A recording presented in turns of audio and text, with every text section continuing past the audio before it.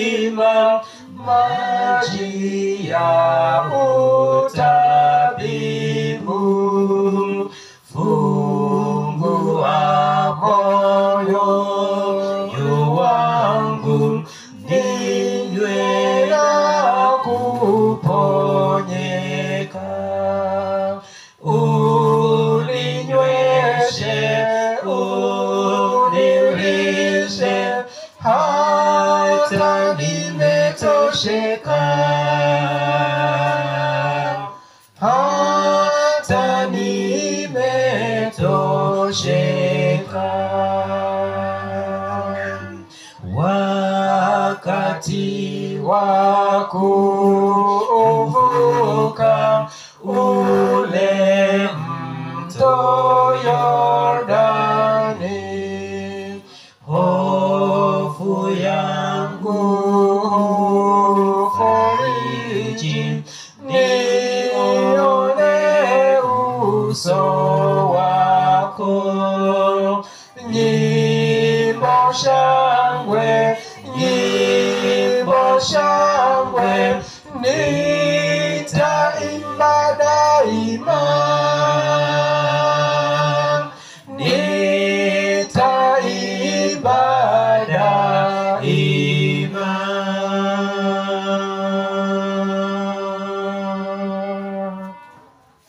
Basi hivi tulivyo, tupige magoti na mtumishi Amos utatuongoza mbele za Bwana.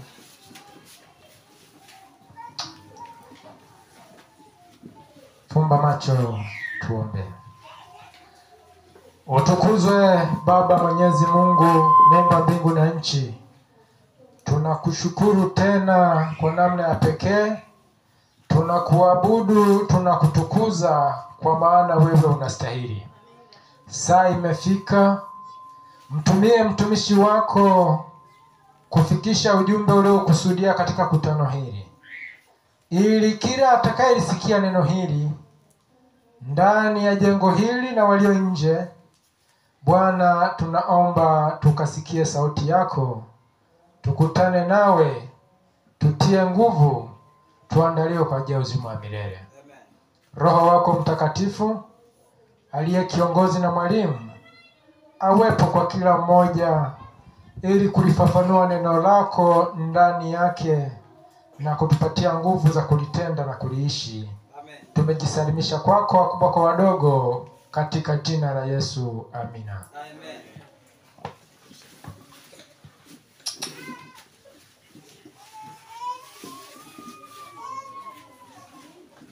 Bwana Yesu asifiwe, wapendwa. Amen. Haleluya kanisa. Amina. Habari za siku 6. Yes. Wangapi tuna furaha katika siku hii ya leo ya Sabato? Tupunge mkono. Amina. Amen. Nipende kuwakaribisha katika Sabato hii ya leo na katika ibada hii ya leo. Kwa sisi tulioko hapa na kwa wale wanaotufuatilia kwa njia ya mtandao, saa imefika ya watu wa Mungu kutambua ukweli na kuelezana ukweli juu ya kile kinachoendelea katika ulimwengu huu, na hatimaye tuchukue hatua kwa ajili ya familia zetu, vizazi vyetu na watoto wetu, na ustawi wa dunia nzima kwa ajili ya kumtukuza Kristo. Asubuhi ya leo tutakuwa na somo moja, somo ambalo inawezekana unalifahamu na umelizoea. Kichwa cha somo kinasema swali. Kichwa cha somo kinasema swali. Wapendwa, nilipokuwa nikipitia juu ya kisa hiki na juu ya vitu hivi na jinsi ambavyo Mungu amekuwa akiondesha ukuu wake na kuendesha ulimwengu na kutengeneza vizazi vyake, tunaona ni jinsi gani Mungu amekuwa akifanya maajabu makuu, na inaonekana ni jinsi gani Mungu amekuwa ni Mungu mwenye utaratibu, na ni Mungu ambaye amekuwa akitoa uhuru kabisa wa dhamiri juu ya namna mtu anavyoweza kuchagua aidha kumtii Kristo au kuutii ulimwengu. Tunaona kisa nilipokuwa nikijaribu kuangalia kisa cha Ibrahimu kuitwa, tunaona Mungu anamuita Ibrahimu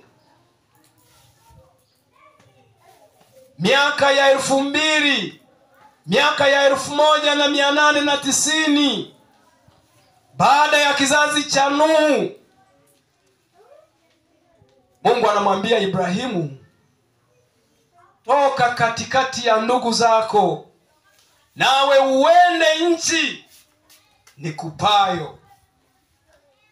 Tunaona Mungu anamwahidi Ibrahimu, nitakufanya kuwa taifa kubwa.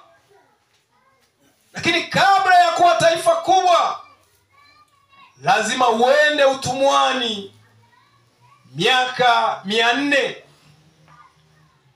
Tunaona Ibrahimu anaitikia sauti ya Mungu.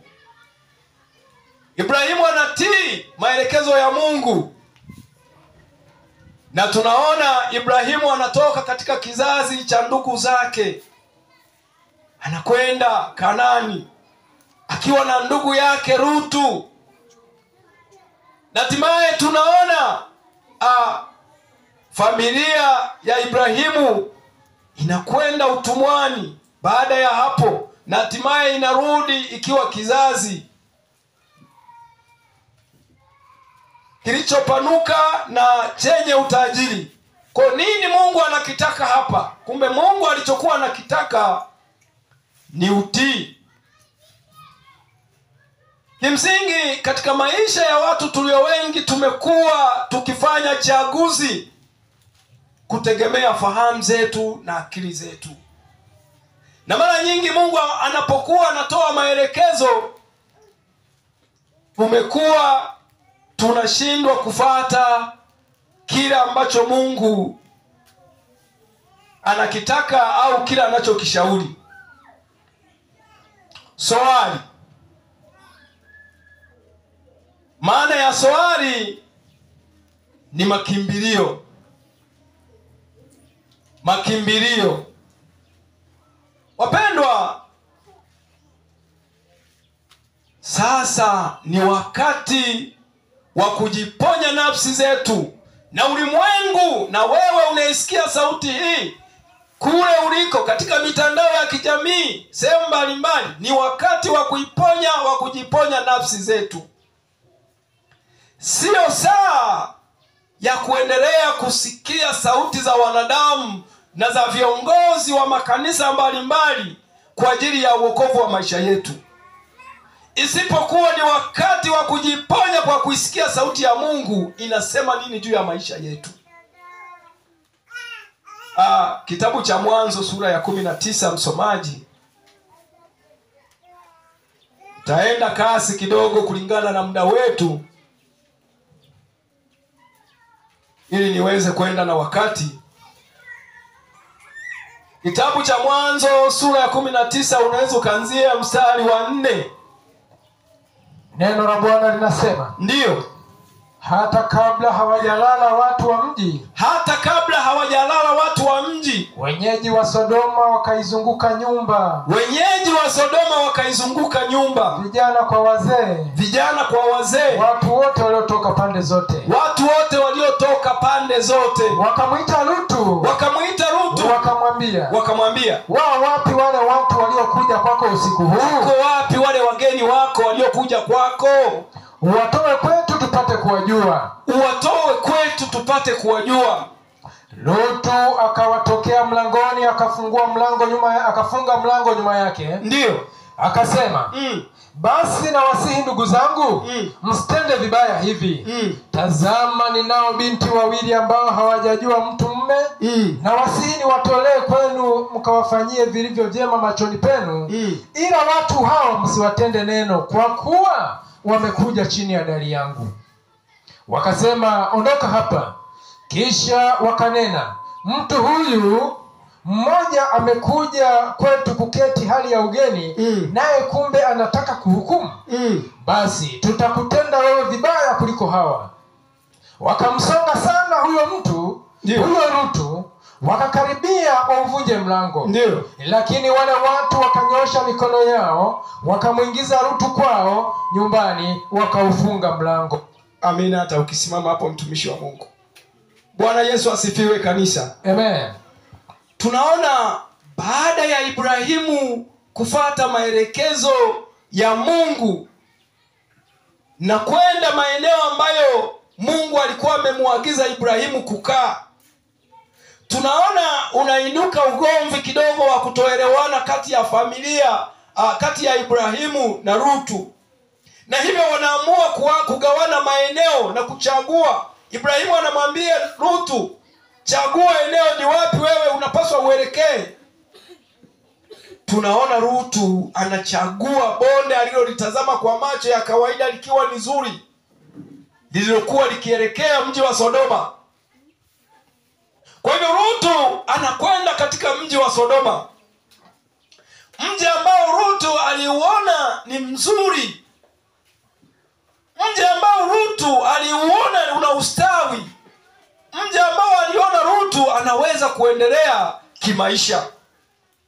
Lakini kimsingi vitabu vinaeleza Rutu alipokuwa akiingia katika mji wa Sodoma, alikuwa amenuia kujitenga na uovu. Alikuwa amenuia kusimama sawasawa mbele za Bwana. Lakini kadiri siku zilivyokuwa zikienda, ndivyo Rutu alivyokuwa akiendelea kuvutwa na ulimwengu na hali iliyokuwepo katika mji ule wa Sodoma. Msemaji, endelea. Neno la Bwana linasema, ndio, lakini aya ya 10 inaanzia hapo. Lakini wale watu wakanyosha mikono yao, wakamuingiza Rutu kwao nyumbani, huenda hadi 17, wakaufunga mlango. Ndio. Kisha wakawapiga hao watu walioko mlangoni kwa upofu, wadogo kwa wakubwa, hata wakachoka kwa kutafuta mlango. Basi wale watu wakamwambia Rutu, je, unaye mtu hapa zaidi? Ndio. Je, unaye mtu hapa zaidi? Mkwe, wanao na binti zako na wowote walio nao katika mji, uwatoe katika mahali hapa, maana tutapaharibu sisi mahali hapa, kwa kuwa kilio chake kimezidi mbele za Bwana, naye Bwana ametupeleka tupaharibu. Rutu akatoka akasema na wakweze waliowaposa binti zake, akasema, ondokeni mtoka katika mahali hapa, kwa sababu Bwana atauharibu mji huu. Lakini akawa kama achezaye machoni pa wakweze. Hata alfajiri ndipo malaika wakamuhimiza Rutu wakisema, ondoka, mtwae mkeo na binti zako wawili waliopo hapa, usipotee katika maovu ya mji huu. Akakawia, nao wale watu wakamshika mkono na mkono wa mkewe na mkono wa binti zake wawili, kwa jinsi vya Bwana alivyowamhurumia. Akamtoa akamweka nje ya mji. 17. Ikawa alipomtoa nje, mmoja alisema, jiponye nafsi yako, usitazame nyuma, wala usisimame katika hilo bonde popote, ujiponye mlimani, usije ukapotea. 18. Ishia 17, mtumishi hapo. Bwana Yesu asifiwe. Amen. Haleluya. Tunaona kisa hiki cha Rutu, jinsi ambavyo Sodoma, malaika wanaingia kuiangamiza Sodoma na Gomora. Tunaona jinsi malaika walivyojifunua kwa Rutu, na Rutu tayari akiwa amekwisha kuwatambua hawa ni akina nani. Tayari wanampa maelekezo, kusanya ndugu zako muweze kuondoka katika mji huu. Tunaona Rutu anakwenda kwa wakweze, anaenda kwa ndugu zake na kuwapa taarifa juu ya taarifa hii ya kuondoka katika mji wa Sodoma. Lakini wakweze wanabaki katika hali ya kumshangaa na kumuona kama mtu aliyechanganyikiwa. Lakini kimsingi vitabu vya roho ya unabii vinadhibitisha na vinaeleza kwamba ni jinsi gani Lutu mwenyewe hakuweza kuwa na msimamo thabiti. Alikuwa bado mawazo yake yanatamani pia mali ambazo zilikuwa Sodoma. Malaika wanamwambia, ondoka, mji huu tunakwenda kuuteketeza. Lutu anabaki katika hali ya kusitasita. Lutu anabaki katika hali ya mafikirio. Anatazama nyuma katika hali ya ndani ya moyo wake, kwamba leo sasa naondoka katika mji huu, ninaacha thamani zangu, ninaacha mali zangu. Mwisho wa siku malaika wanaona huyu mtu anachelewa, wanamshika mkono yeye na mke wake na binti zake.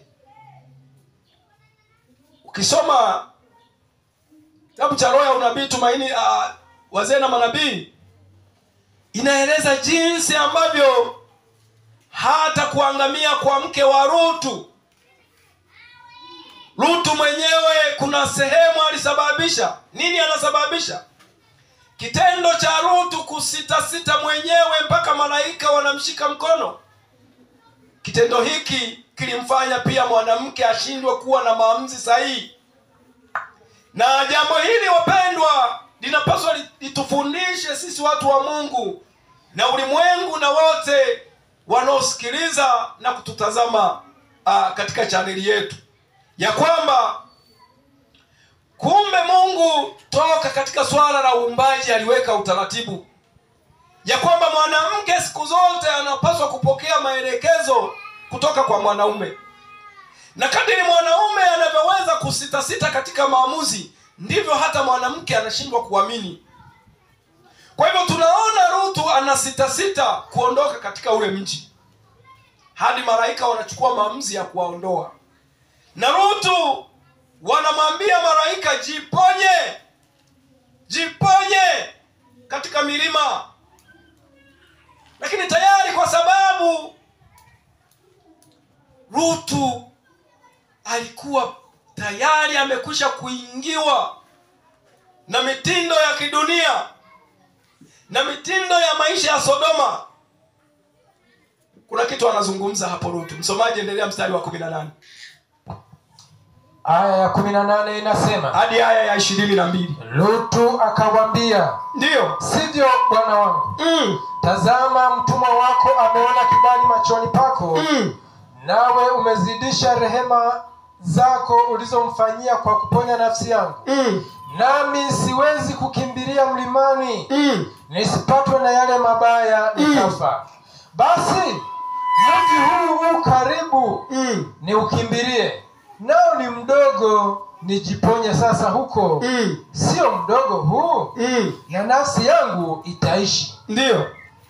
Akamwambia, ndiyo, tazama, nimekukubalia hata kwa neno hili, kwamba sitauangamiza mji huo uliounena. Hima ujiponye huko, maana siwezi kufanya neno lolote hata uingiapo humo. Kwa hiyo jina la mji ule likaitwa Soari. Bwana Yesu asifiwe. Amen. Kabla ya mji ule kuitwa Soari, mji ule ulikuwa unaitwa Bela. Kabla ya Bela kuitwa Soari, mji ulikuwa unaitwa Bela. Kwa hivyo malaika wanamwambia Lutu akimbilie mlimani, lakini anaotazama mji ambao ulikuwa maili chache kutoka Sodoma, anamwambia Mungu, naomba nikimbilie katika mji ule, maana nikienda siwezi kwenda milimani, kwa maana kwamba nikienda milimani nitapatwa na mabaya, nitakufa. Anaomba akimbilie katika mji ule wa Bela. Na hivyo Mungu anamruhusu Lutu kukimbilia katika mji ule wa Bela. Na hatimaye mji ule wa Bela, badala ya jina hilo sasa unaitwa Soari, maana yake makimbilio. Lakini tunaona Lutu anapokimbilia Soari, katika mji huu wa makimbilio, kimsingi mji huu ulikuwa kwenye mpango pia wa kuangamizwa. Miongoni mwa miji ambayo Mungu alikuwa amepanga kuiangamiza, mji huu wa Bela pia ulikuwa kwenye rekodi ya miji inayotakiwa kuangamizwa. Lakini kwa ombi la Lutu, Mungu anasitisha kuuangamiza mji huu, na Lutu anakimbilia katika mji huo wa Bela ili ajiponye nafsi yake. Lakini katika kukimbilia katika mji ule, tunaona yako mambo mengi yanaendelea. Msomaji, umefika mstari wa 22. Malizia 22, tuendelea mpaka 22, tuone hapo mtumishi. Aya ya 22. Ndio. 22, neno la Bwana linasema, ndio, hima ujiponye huko, maana siwezi kufanya neno lolote hata uingiapo humo. Kwa hiyo jina la mji ule likaitwa Soari. Kwa hivyo tayari tunaona sasa Mungu anamwambia, sitafanya jambo lolote la kuangamiza. Sitaangamiza Sodoma. Siwezi kufanya jambo lolote la maamuzi mpaka nione umeingia katika mji ule wa Soari. Mungu anaamua kumkubalia Lutu machaguzi yake. Mungu anaamua kumkubalia Lutu kila ambacho anakitaka. Na hivi ndivyo Mungu amekuwa akifanya kila kizazi, kila hatua. Tukianza toka mbinguni, Mungu anatoa utaratibu. Toka kipindi cha Lusifa, Mungu amekuwa akitoa utaratibu ya kwamba Lusifa, tayari unaanza kuota kiburi cha uasi ndani ya nafsi yako. Mungu anamsihi, lakini tayari Lusifa alikuwa amekwisha kuingia kwenye maamuzi. Kwa hiyo Mungu ametuwekea wazi uhuru wanadamu wa kuchagua juu ya kila ambacho tunakitazama. Lakini kazi ya Mungu ni kututazamisha ya kwamba tunapofanya uchaguzi wetu lazima tutazame ni nini Mungu anasema nini. Kwa lazima tufanye uchaguzi kulingana na kila ambacho Mungu anakitaka. Wapendwa, sisi kundi dogo tuliloko hapa,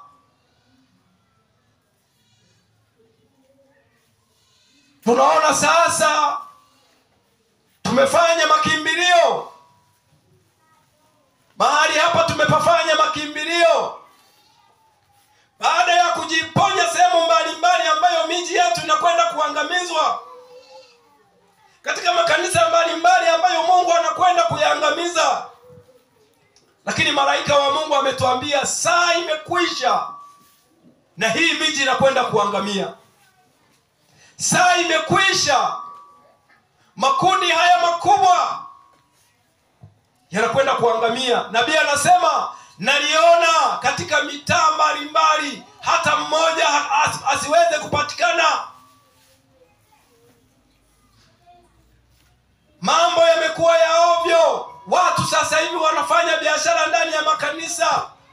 Wameyafanya majengo kuwa masinagogi ya ajabu. Wameyafanya majengo kuwa Sodoma na Gomora. Lakini saa imefika, Mungu anatuonya, na anawaonya wote wanaoisikia sauti hii ya kwamba saa imefika tuelekee Soari. Saa imefika tufanye mabadiliko, tuelekee katika makimbilio.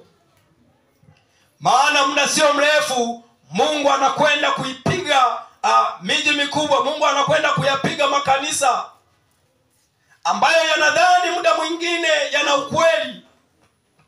Na katika kizazi hiki yamefika hatua yamejikinai na kujiona kwamba wao wako na ukweli, lakini wameshindwa kusimama kwenye ukweli, na wameshindwa kusimama katika ukweli unaostahili. Msomaji, nisomee Mwanzo 14 mstari wa 2.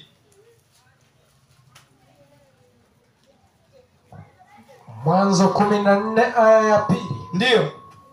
Neno la Bwana linasema, ndio, walifanya vita na Bela mfalme wa Sodoma, na Birsha mfalme wa Gomora, na Shinamu mfalme wa Adima, na Shemebeli mfalme wa Soboimu, na mfalme wa Bela ndiyo Soari. Ndiyo Soari. Kwa hiyo ya Soari kuwa jina la kupewa jina la Soari iliitwa Bela. Kwa hiyo huu Bela ulikuwa ni mji ambao Mungu alikuwa amekusudia pia kuangamiza. Lakini Mungu anamwambia Rutu, kimbia ujiponye milimani. Lakini kwa sababu Rutu alitazama Bela, akasema, Bwana, naomba nikimbilie katika ule mji. Lakini nini sasa kinatokea katika mji ule? Nini kinatokea katika mji ule ambao tayari umekuwa makimbilio, ambao sasa Rutu ameuona kwamba ni mji unaofaa? Msomaji, Mwanzo hiyo 19:30 mpaka 38. Bwana linasema, Ndiyo. Lutu akapanda kutoka Soari akakaa mlimani na binti zake wawili pamoja naye. Kwa sababu aliogopa kukaa katika Soari. Akakaa katika pango yeye na binti zake wawili. 31 mpaka 38. Yule mkubwa akamwambia mdogo, Ndiyo. baba yetu ni mzee, Ndiyo. wala hakuna mtu mume katika nchi. Atuingilie kama ilivyo desturi ya dunia yote. Haya, na tumnyweshe baba yetu mvinyo tukalale naye, ili tumuhifadhie baba yetu uzao. Ndiyo. Wakamnywesha baba yao mvinyo usiku ule. Akaondoka huyo mkubwa akalala naye, wala yeye hana habari alipolala wala alipoondoka. Ikawa siku ya pili, mkubwa akamwambia mdogo, tazama, nimelala jana na babangu, tumunyweshe mvinyo tena usiku huu, ukaingia ukalale naye. Wakamnywesha tena baba yake mvinyo usiku ule. Akaondoka mdogo akalala naye, wala yeye hana habari alipolala naye wala alipoondoka. Basi hao binti wote wawili wa Lutu wakapata mimba kwa baba yao. Yule mkubwa akazaa mwana, akamuita jina lake Moabu. Huyu ndiye baba wa Wamoabu hata leo. Na yule mdogo naye akazaa mwana, akamuita jina lake Benani. Huyo ndiye baba wa Waamon hata leo. Amina. Bwana Yesu asifiwe. Amen. Haleluya. Amen. Tunaona Rutu baada ya kuendelea kukaa Soari, sasa anaikimbia Soari, anakimbia tena mji ule wa Soari. Baadaye anafuata maelekezo ya Mungu ya kukimbilia milimani. Rutu anakimbilia kwenye pango. Kwa nini anaukimbia mji wa Soari? Kimsingi, baada ya Rutu kukaa katika mji ule wa Soari, ilichukua muda mchache, maovu yaliyokuwa katika mji ule wa Sodoma yakatapakaa katika mji ule wa Soari. Baada ya maovu yale kutapakaa katika mji ule wa Soari au mji ule wa Bela, tayari Rutu akahofu. Kwanza mwanzoni katika mji wa Sodoma alihofu juu ya mali zake ambazo alikuwa anawaza kupoteza, na hivyo anatamani sasa mafanikio tena katika mji huu wa Soari au wa Bela. Lakini tayari mji huu wa Soari na wenyewe unakumbwa na machafu, unakumbwa na hali mbaya ya uasi na uovu kama ilivyokuwa kwa Sodoma. Na hivyo Rutu sasa anaukimbia mji huu wa Soari na kuelekea mapangoni. Ukisoma roho ya unabii, Soari na yenyewe iliangamizwa kwa kiberiti cha moto. Kwa hivyo tunaona Rutu anapokimbilia mapangoni, watoto wanachukua maamuzi magumu. Watoto wanafanya maamuzi magumu ya kulala na baba yao na hatimaye wanazaa naye watoto. Ukifuatilia historia ya Wamoabu na Wamoari, hizi ni koo mbili ambazo asili yao ilikuwa ni kuabudu masanamu. Kizazi hiki kilionekana ni kizazi cha laana ambacho kiliendelea kwenye uasi. Nini mabinti wa Rutu wanakifanya? Kimsingi, kipindi Lutu anatengana na Ibrahimu, anaingia katika mji wa Sodoma, Lutu alikuwa ameweka mtazamo wa kushindana na uasi wa kuwa pembeni na uovu. Lakini athari za Sodoma na Gomora zinawavaa watoto wa Lutu. Asili za uasi, za ushetani, za uzinzi zilizokuwa katika mji wa Sodoma, tayari watoto wa Lutu wanasafiri nazo, na hatimaye wanaingia kwenye kufanya uasi wa kulala na baba yake. Katika ulimwengu huu tunaoishi na katika nyakati hizi tunazoziishi, jambo hili linatufundisha nini? Nini tunapaswa kufanya kujifunza juu ya neno hili au juu ya historia hii ya Lutu? Wapendwa, tupende tusipende, tukubali tusikubali, vitabu vimeeleza, roho ya unabii imeeleza, saa imefika. Kama ilivyokuwa kwa Nuhu na kama ilivyokuwa kwa Lutu, hivyo nasi tunapaswa kuwa.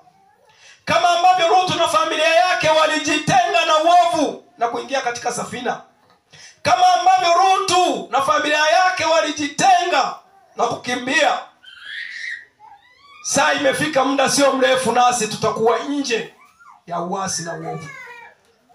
Lakini yako mambo mawili katika jambo hili. Yako mambo mawili katika jambo hili ambayo pia yanapaswa kutendeka kwa namna ya pekee.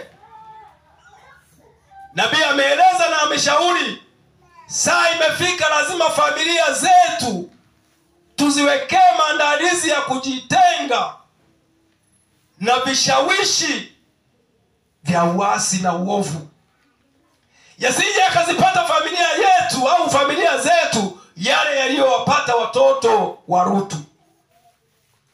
Kimsingi lazima tutazame jamii tunazoishi.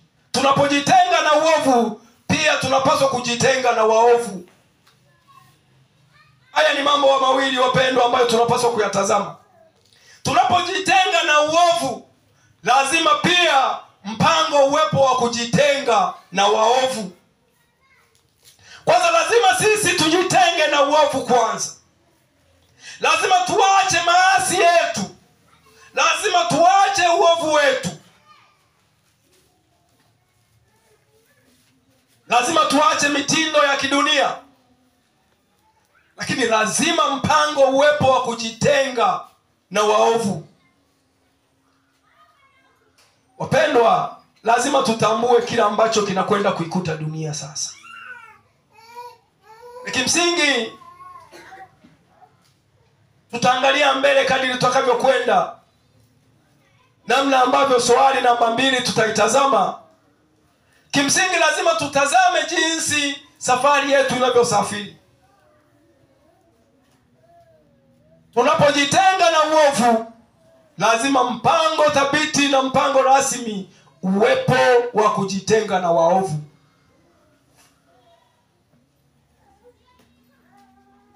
Hii ni saa ambayo nafsi zetu na familia zetu tunapaswa kuwa makini na kujifunza zaidi juu ya kila ambacho dunia inaenda kukutwa au kinaenda kutokea katika ulimwengu huu.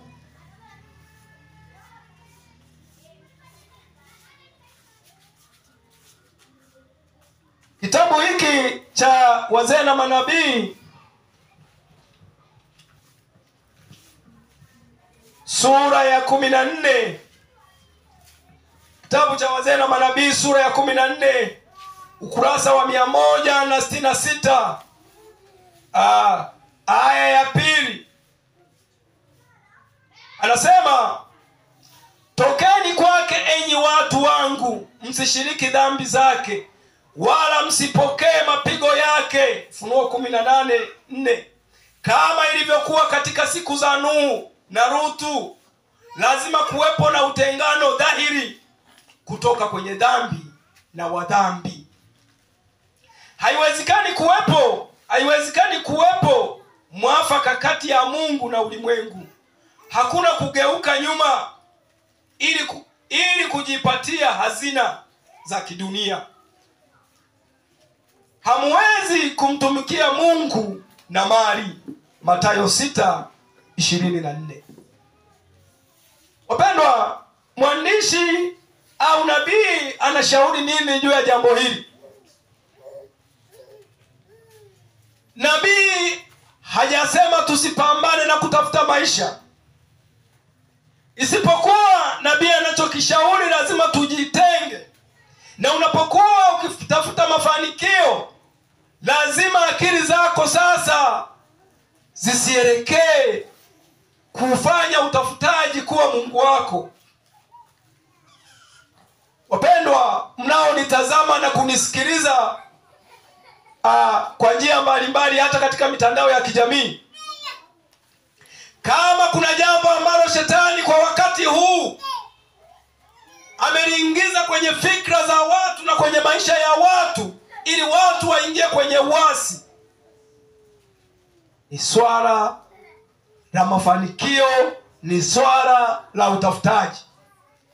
Na mbaya zaidi, shetani amemwaga mikopo kwenye jamii bila kujua hii mikopo inawapeleka watu kwenye hali ngumu.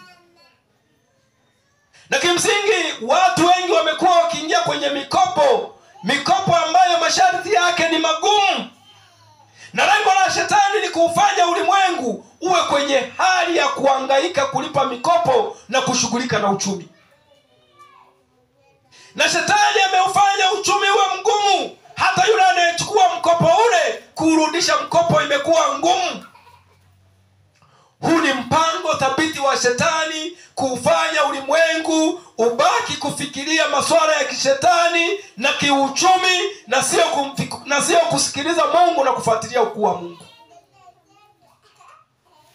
Wapendwa, saa imefika tunapokuwa tukipambana na riziki za maisha, fahamu zetu tuzielekeze kwa Mungu wetu.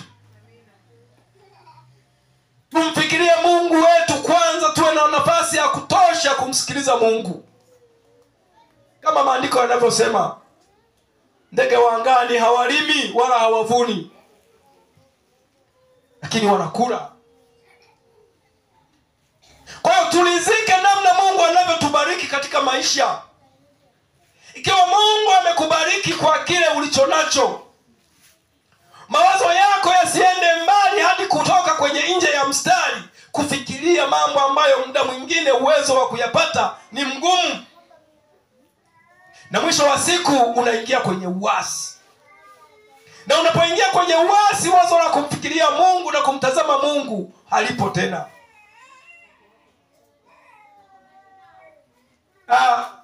Aya ya chini hapa ukurasa huu wa 166 inasema, Rutu alikuwa Soari kwa muda mfupi tu. Uovu ulienea pale kama ilivyokuwa katika Sodoma, na akahofu kuendelea kubaki hapo mji usije ukaharibiwa.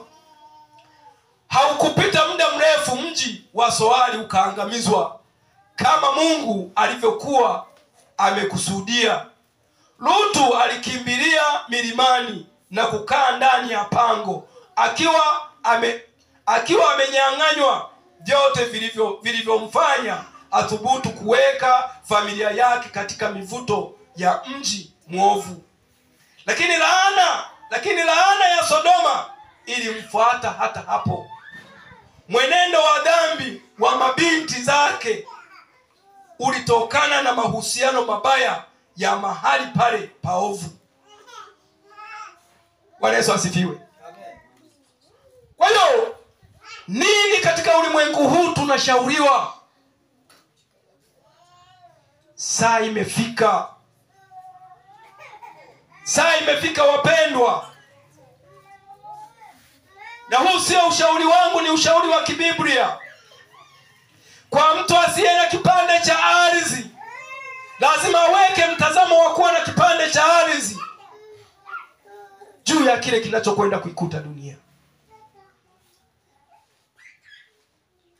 Muda mwingine tunaweza tukadhani muda bado, na wengine tukaweka mipango mikubwa na matazamio makubwa ambayo muda mwingine hata uwezo hatuko nayo. Lakini Biblia inasema myaonapo haya, kimbieni mkajiponye. Yako mambo saa hizi dunia yanaendelea katika ulimwengu huu.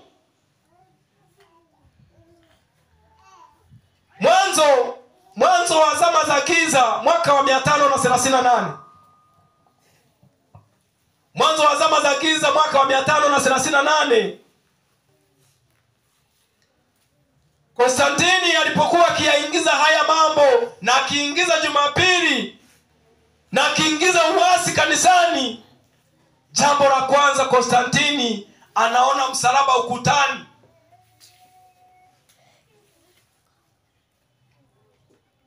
Ukiashiria msalaba huo anakwenda kushinda vita aliyokuwa akipambana nayo. Konstantini akachonga mti.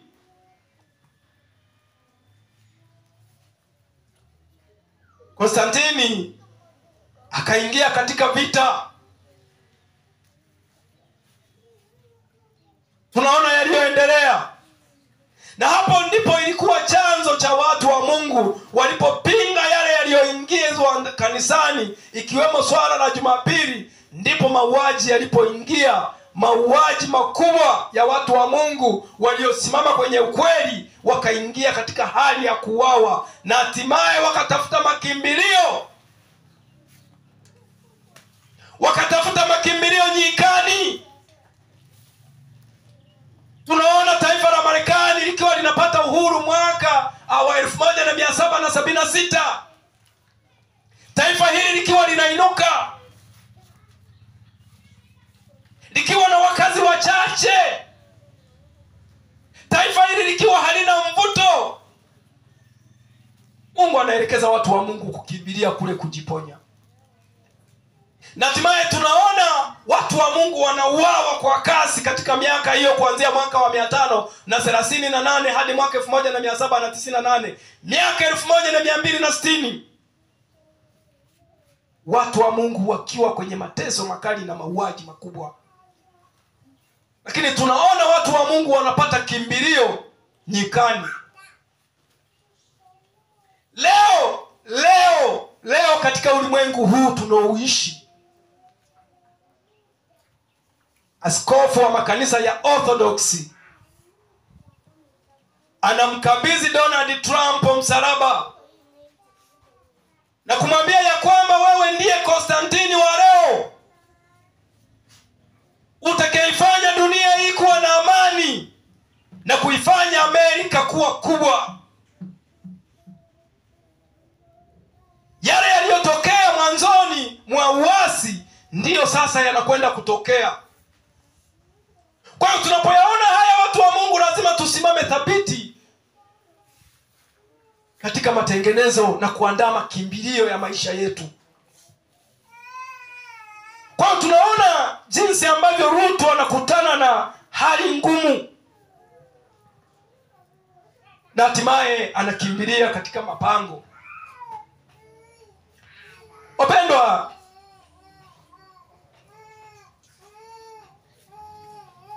ukurasa wa 168 aya ya kwanza, hapa mwandishi anasema kitu kimoja.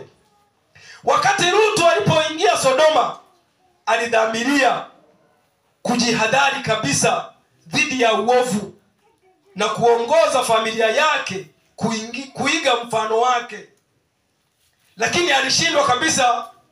Mivuto potofu iliyokuwa inamzunguka iliathiri imani yake yeye mwenyewe na muunganiko wa watoto wake, na wakazi wa Sodoma walifungamanishwa maslahi yake kwa kiasi fulani nayo. Matokeo yake tunayashuhudia mbele yetu. Wengi bado wanafanya kosa kama hilo kwa kuchagua maeneo ya kuishi.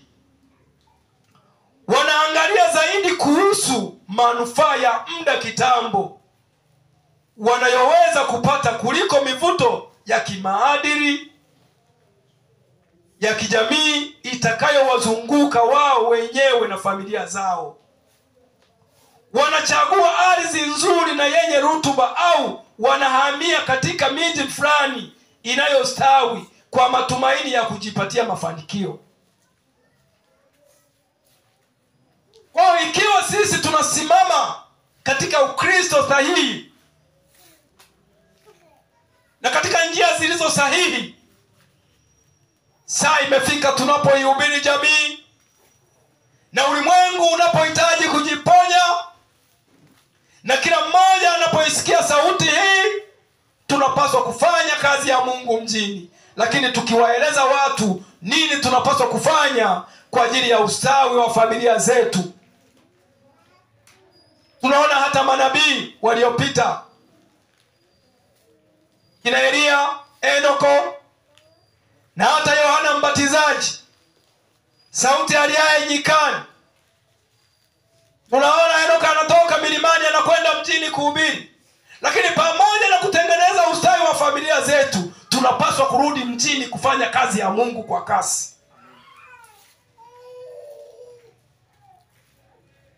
Lazima mazingira ya watu wanapaswa kuokolewa, lakini katika mazingira ya kuokolewa lazima familia zetu ziwe kwenye ustawi unaostahili. Saa imefika tunapaswa kujiponya nafsi zetu na familia zetu, tunapokuwa tukitafuta namna ya ulimwengu huu unapokuwa ukielekea mwisho. Wapendwa,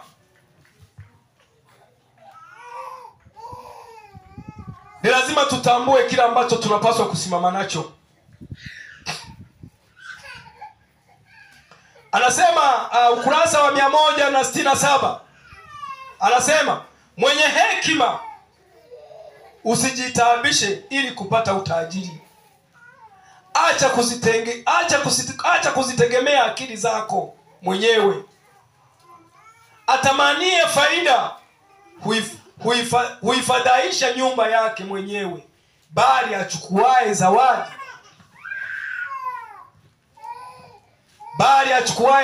zawadi ataishi. Mithali 23 fungu la 4. Kwa hiyo wapendwa, mchana huu wa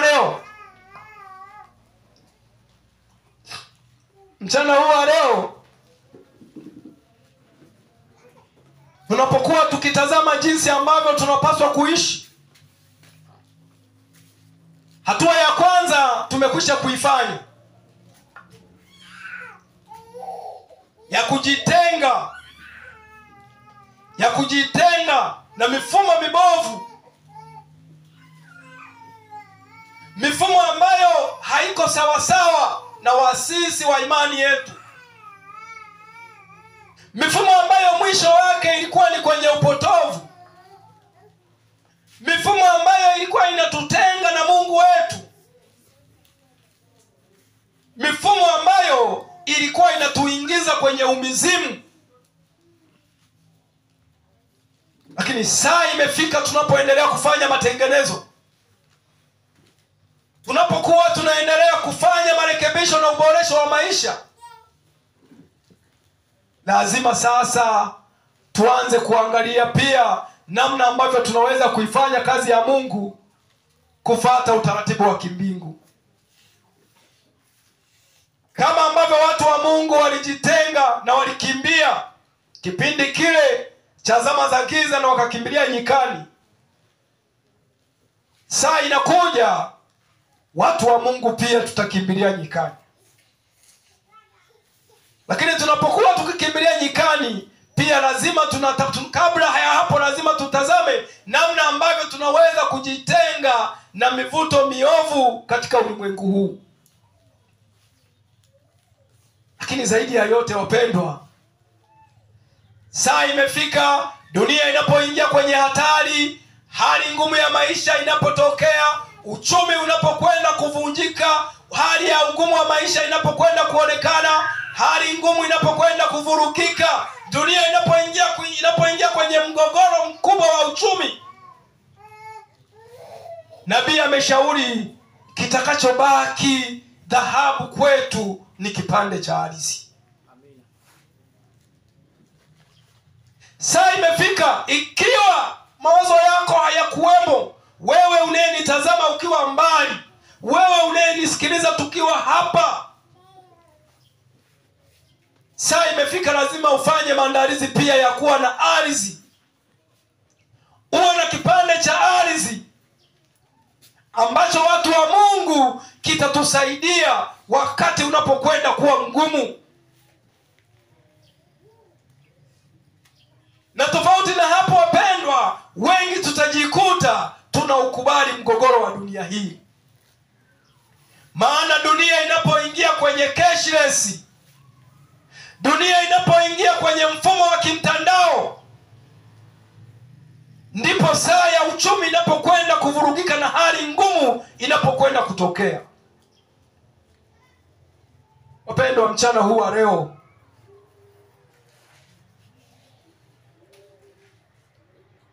tunapokuwa tukihitimisha ibada hii ya mchana,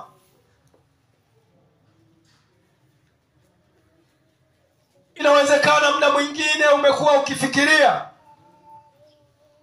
ya kwamba muda labda bado upo wa kutosha, japo ya kwamba hatuwezi kuweka kwamba ni lini, ni wakati gani, ni saa gani mwisho unapokwenda kutimia, lakini tumepewa kutambua majira na nyakati, kama ambavyo Wathesalonike inasema. Msomaji, Wathesalonike wa kwanza sura ya 5 mstari wa kwanza. Wathesalonike wa kwanza sura ya 5 aya ya kwanza.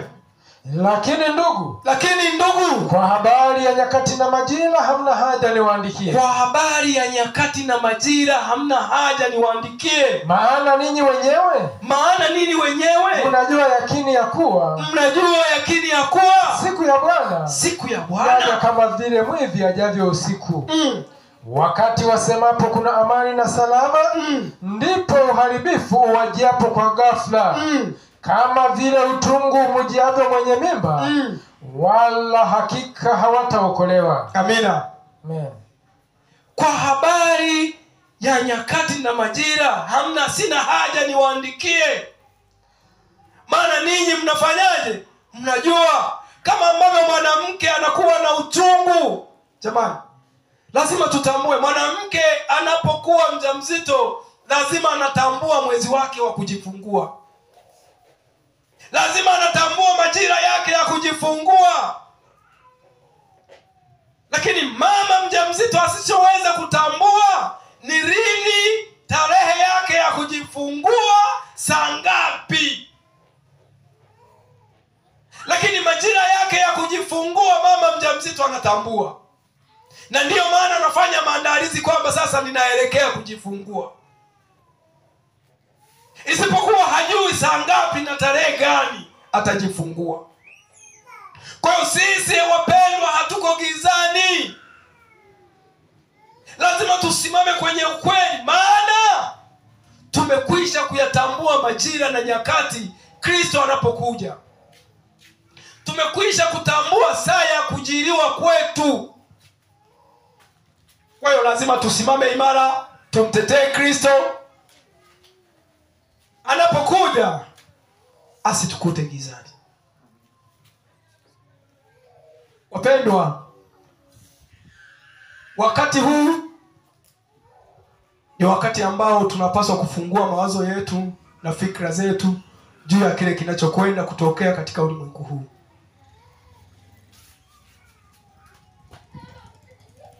Tunapokuwa tunahitimisha,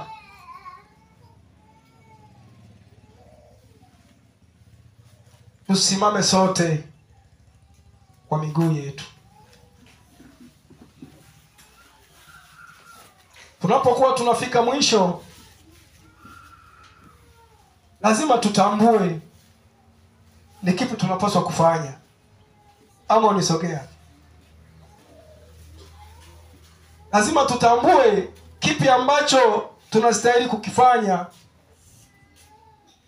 Wimbo namba 138. Tunapaswa kujua kipi ambacho Kristo ametutuma tukifanye katika maisha yetu. Na saa ya kuokolewa Yesu kwetu ni ipi? Wapendwa, tunapokuwa tukiimba wimbo huu, tutafakari mioyo yetu. Tutafakari ukuu wa Mungu. Hata wewe uliyeko mbali, tafakari maneno haya. Sio maneno yangu, ni maneno ya Kristo. Nitakuandama kote nitakapoagizwa, wewe ukiniongoza, nami nitaandama. Nitakuandama kote na ulinifia, kwa neema yako Bwana, napenda kuandama. Njia ijapo paruza, kwa miiba na fujo, ulitangulia mbele, nami nitaandama. Nitakuandama kote na ulinifia, kwa neema yako Bwana, napenda kuandama. Nijapokuta taabu na majaribu kote, nakumbuka shida yako, nami nitaandama. Nitakuandama kote na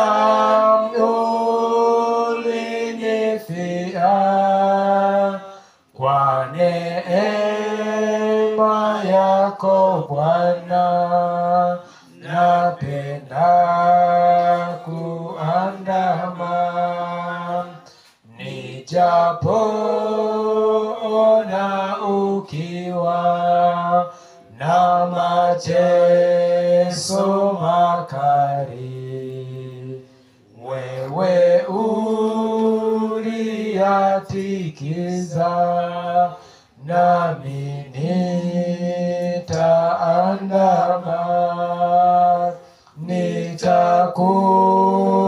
Nitakuandama kote na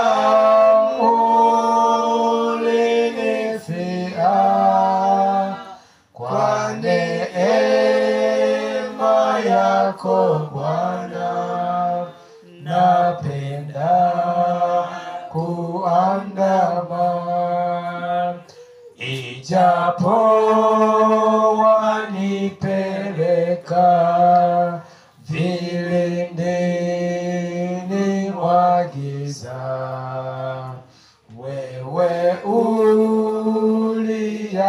uliyatikiza, nami nitaandama. Nitakuandama kote na ulinifia, kwa neema yako Bwana, napenda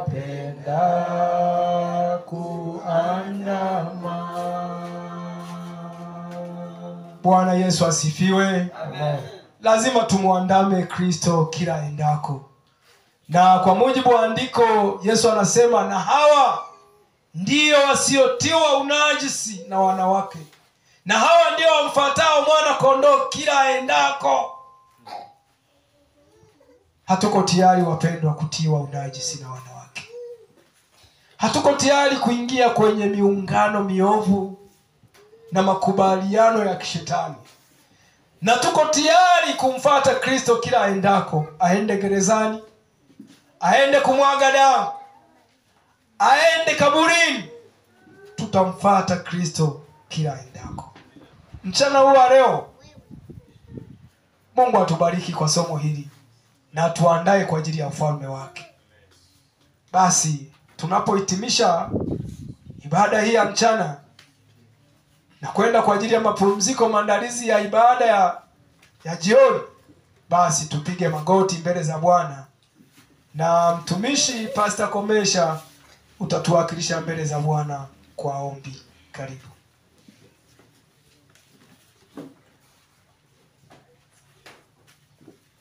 Mtumishi, tuweze kuomba. Tuombe. Utukuzwe Baba yetu, Baba wa Bwana wetu Yesu Kristo, wewe uliyezifanya mbingu na nchi, bahari na chemichemi za maji, vitu vyote vinavyoonekana na visivyoonekana. Nasi watoto wako tu kazi ya mikono yako. Tazama siku hii ya leo, siku ya utakatifu wako, siku ambayo inatuelekeza ya kwamba yupo Mungu wa pekee na wa kweli, aliyeumba kupitia kwa mwanaye Yesu Kristo, yeye aliye pekee mtoa uzima kwa viumbe wake. Tumekubali kuja kukuabudu na kukusujudia. Watoto wako tukiwa mbele zako katika hii siku ya pekee ya utakatifu wako, tumekuja kupokea mibaraka inayotoka kwako. Tumekuja kupata utakaso unaotoka kwako, maana wewe unahitaji tuwe watakatifu kama wewe Mungu wetu ulivyo mtakatifu. Nasi tunashukuru kwa sababu siku ya leo kwa neno lako tunaendelea kutakaswa.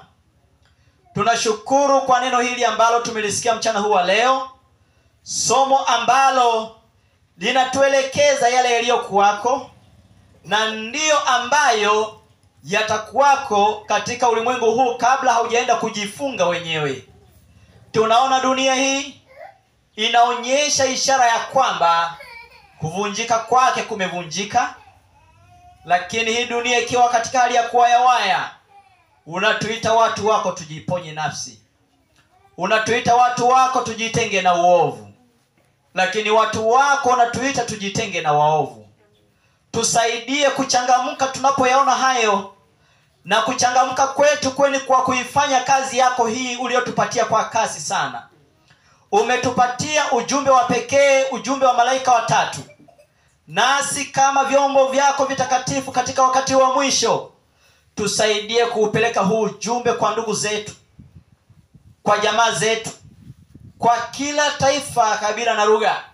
Ujumbe huu unapoendelea kuenea, tusaidie sisi wenyewe tukauishi kwa namna ya pekee sana, na tena tukianzia katika familia zetu.